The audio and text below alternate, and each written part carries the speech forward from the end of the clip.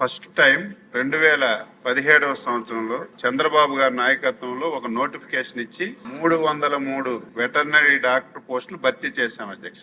మళ్ళీ 2018లో కూడా ఇంకొక నోటిఫికేషన్ ఇచ్చి 223 వెటర్నరీ డాక్టర్ పోస్టులు భర్తీ చేశాం అధ్యక్ష. తర్వాత ప్రభుత్వం మారింది, 5 సంవత్సరాలు ఒక్క డాక్టర్ పోస్ట్ కూడా భర్తీ చేయలేదు అధ్యక్ష. ఎక్కడ కూడా పశు వైద్యానికి ఇబ్బంది పడకూడదని ఆల్టర్నేటివ్ గా అరేంజ్ చేశాం. ఎవరైతే గ్రామ స్థాయిలో ఎక్కడ కూడా పశు వైద్యానికి ఇబ్బంది లేకుండా ఏర్పాట్లన్నీ కూడా చేశాం.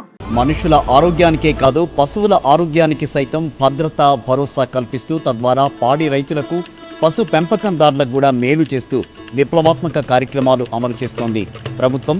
సో దానికి సంబంధించి డాక్టర్ వైఎస్ఆర్ సంచార పశు ఆరోగ్య సేవకు సంబంధించిన వాహనాలను ముఖ్యమంత్రి వైఎస్ జగన్మోహన్ రెడ్డి మరి కాసేపట్లోనే ప్రారంభించబోతున్నారు.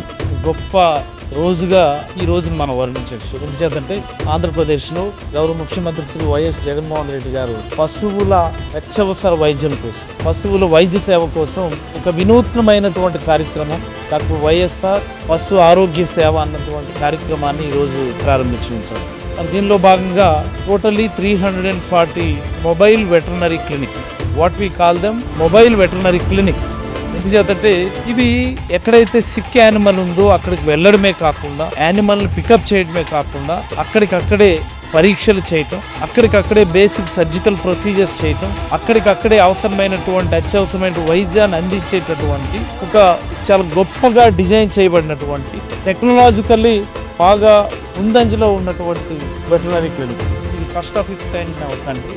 ఆంధ్రప్రదేశ్లో it's a brain child of our honourable CM garu ఒక మాటలో చెప్పాలి.